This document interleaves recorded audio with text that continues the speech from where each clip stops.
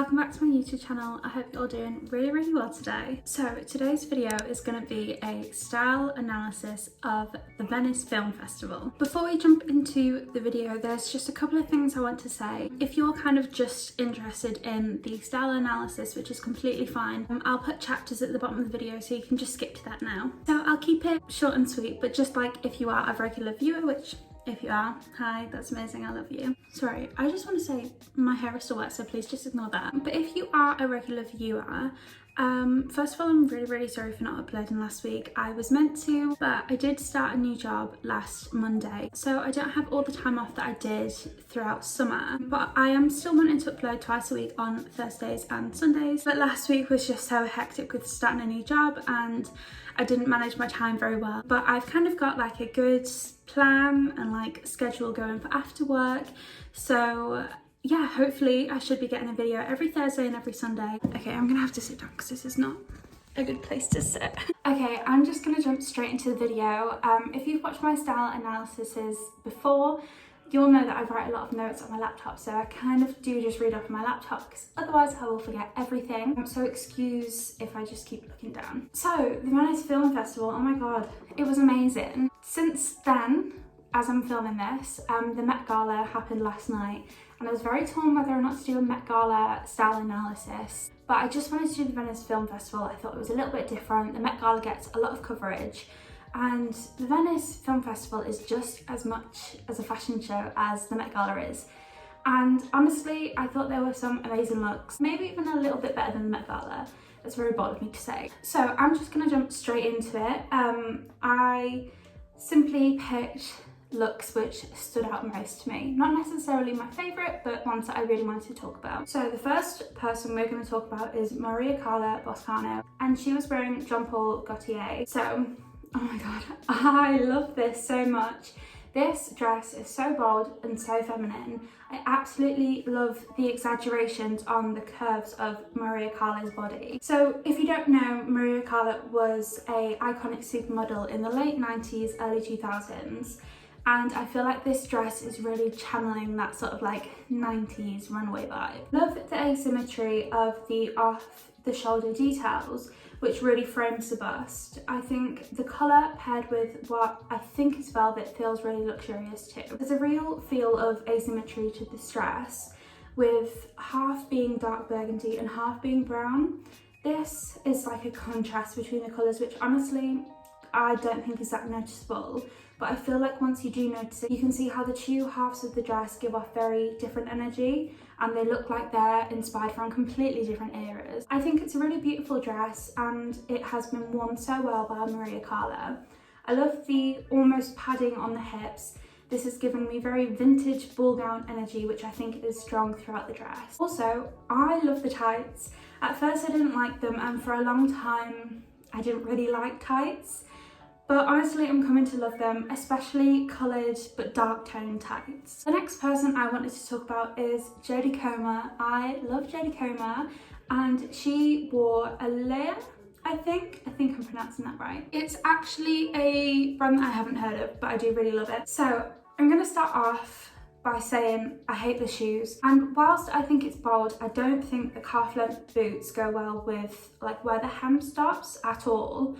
And also, it's difficult to describe, but I never like it when heels have that sort of like curved shape at the back. But I do think the dress is lovely. I think it's just paired with the wrong shoes.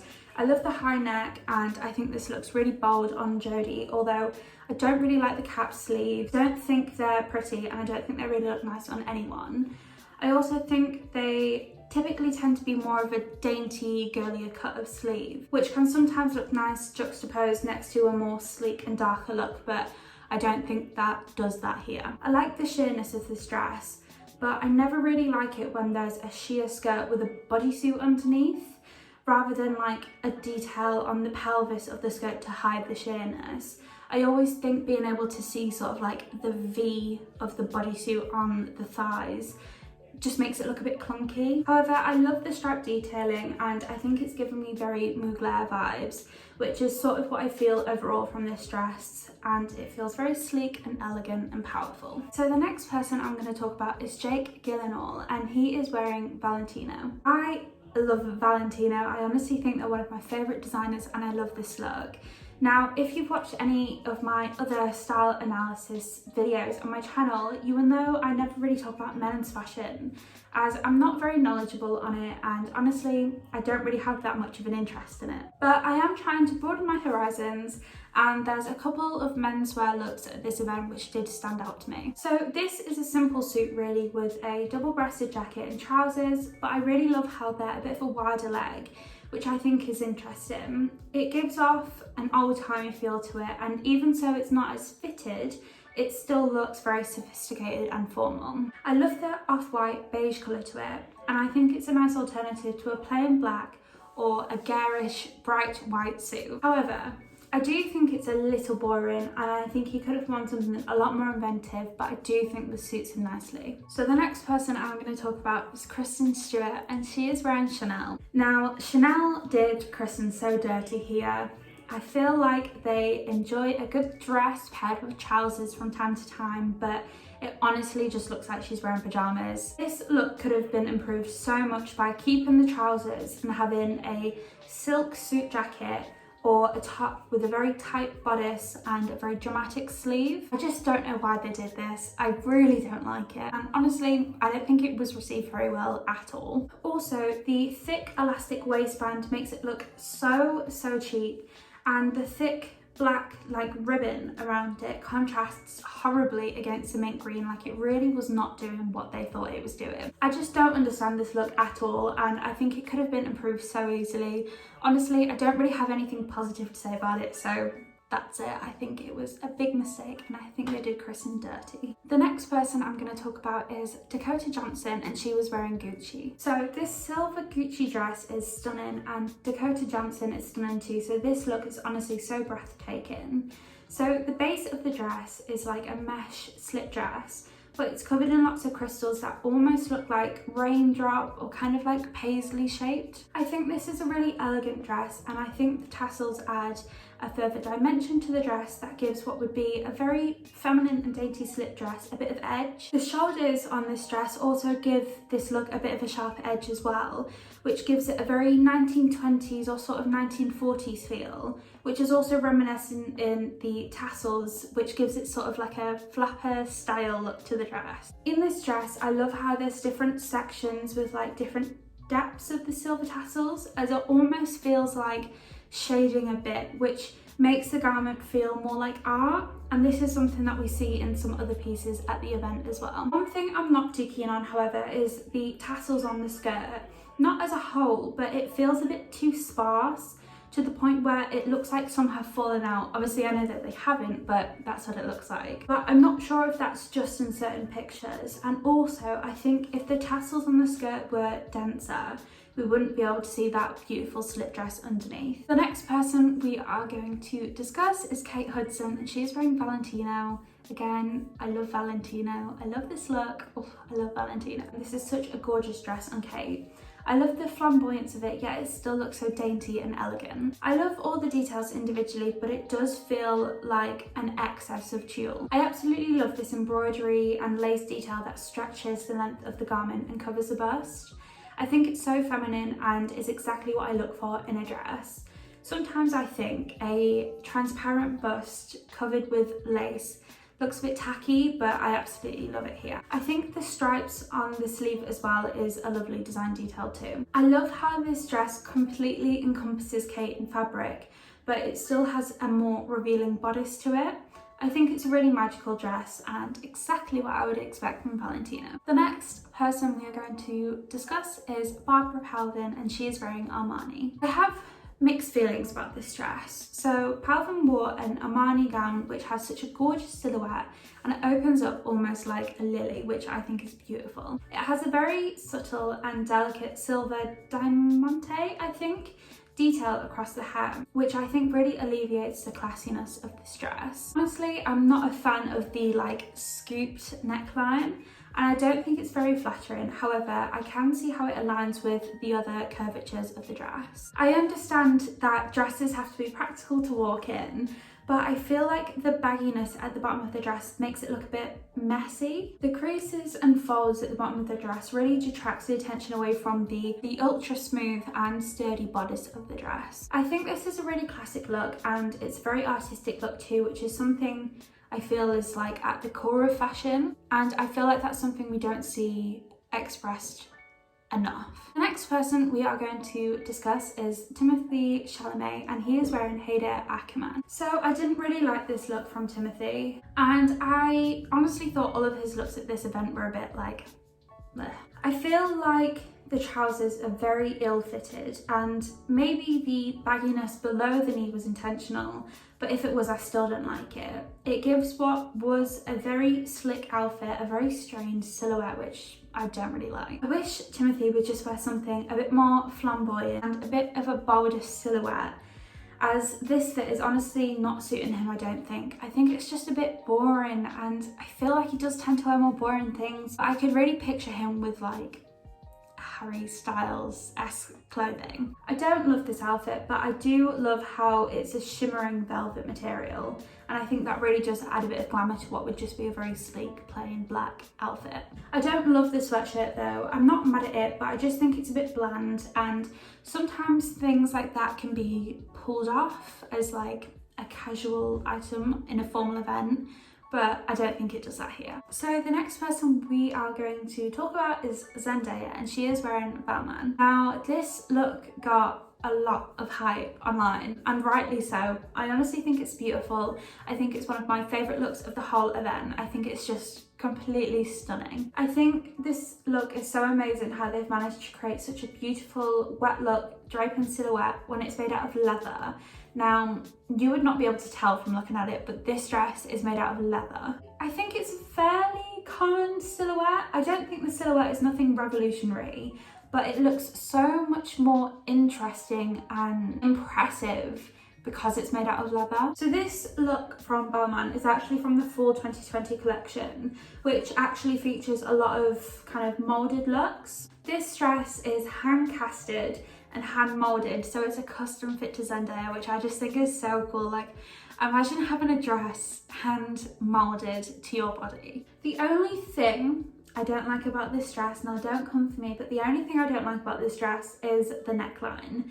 It almost looks a bit like chunky. The material sort of looks like it's a bit thicker on the neckline, or there's a chunky seam, or like there's a few layers of material, which for me sort of ruins the illusion of it being an extension of her body, of it being sort of like an effortless wet look art piece. Overall, I just think this dress is amazing. Like I keep saying, it got so much hype, but like rightfully so. It like mesmerizes me because it looks like it's like a silk or a cotton, and she's like completely like drenched in water, but it's not. Like, it's made out of leather, and like you just don't really see draping with leather. The next person we are going to talk about is Jessica Chastain, and she is wearing Versace. So first of all, Jessica Chastain and Oscar Isaac's behaviour on the red carpet made me feel very, very icky, especially as they're both married. But regardless of all of that, I do love the dress. Now, I'm not normally a fan of red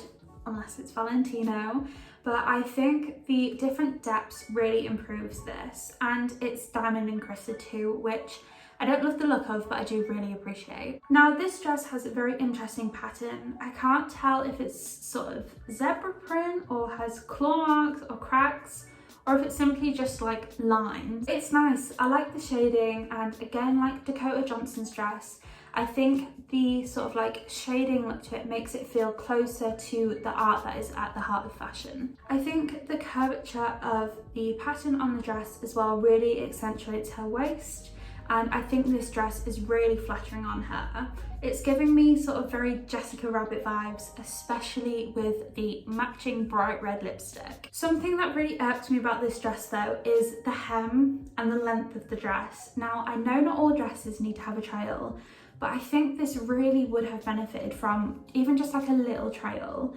And the hem just looks so like awkwardly straight, and it really irks me, and I can't really explain why, but if you feel the same, leave a comment down below, because it just looks so like thick and like clunky. Overall, love the dress. I don't really know very much about Jessica Chastain, but like, yeah, her behaviour made me feel very icky. And the final person we are going to talk about today is Anya Taylor Joy, and she is wearing Dior. So this is a very bold colour, especially for Anya. I don't know if you've seen many looks from Anya or if you know much about Anya, but she often wears darker and less bold colours. However, I think she may have decided to wear such a bold feminine colour because her role in her upcoming film that she was premiering at the Venice Film Festival, called Last Night in Soho, her role in that is a very feminine protagonist, with her being an inspiring fashion designer and a wannabe singer.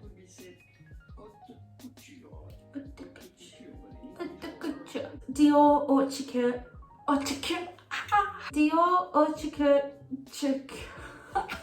haute couture. This Dior haute couture. Fuck. I can't say it. Dior haute couture. This Dior haute couture. Fuck. Can't do it. No, not gonna say it. This Dior dress channels a very 60s Barbie moment with the bubblegum pink satin silk and a matching embroidered beret and shoes. Despite it not being her usual style, I think the hyper feminine look still looks great on her, especially with her like Barbie blonde hair. I think the silhouette is lovely with the sweetheart neckline and the milkmaid style sleeves. I think it's very feminine, very girly. However, I'm not sure how I feel about this sort of fold over bit of fabric on the skirt. Part of me feels like it's just a bit like there, but then also I think if it was just the flowy fabric on the left, it would be a bit boring. But if it was just the tighter silhouette we see here on the right, I feel like it would be very like Jackie Kennedy-esque, which might actually be a look, but I don't think it's really what Anya was trying to portray. But I really don't like the belt. The bodice is fitted and the skirt doesn't exactly flare out, so the belt isn't needed to cinch in the waist. And I think belts like this always look ever so slightly tacky, and it's just not needed here, so I think that was an unnecessary detail. Okay everyone, that is everything I wanted to kind of discuss today. Obviously there were many more looks that I wanted to talk about. There were a few more from Anya and Zendaya that I really wanted to talk about, but I wanted to limit it to one look per person because otherwise this video would be super long. So I just chose out my absolute favourites. But yeah, that is all for today's video, guys. If you enjoyed this and if you enjoy sort of like high fashion style analyses, I do a lot of videos which is like a style analysis of like a film character and different celebrities and stuff as well. And I also do lots of styling content, some fashion hauls here and there, some DIY thrift flips, just some general lifestyle content. So yeah, I do a whole variety, and if you are interested in anything like that, make sure you do subscribe down below. Honestly, like, it makes me so happy because I put so much work into my videos, and when you subscribe it just kind of like makes me feel like, yeah, that hard work is paid off. So make sure you do subscribe down below. Leave me a big thumbs up as well if you would like to, and leave a comment as well. Let me know what your favourite look from the Venice Film Festival was, if it was one that I included, if it was one that I completely forgot about. Make sure you leave it in the comments down below. And yeah, I think that's all for today's video. I hope you found this entertaining, and I should be back on Sunday with another new video. I love you all so much, and I hope you have a nice evening or day or whatever. Goodbye.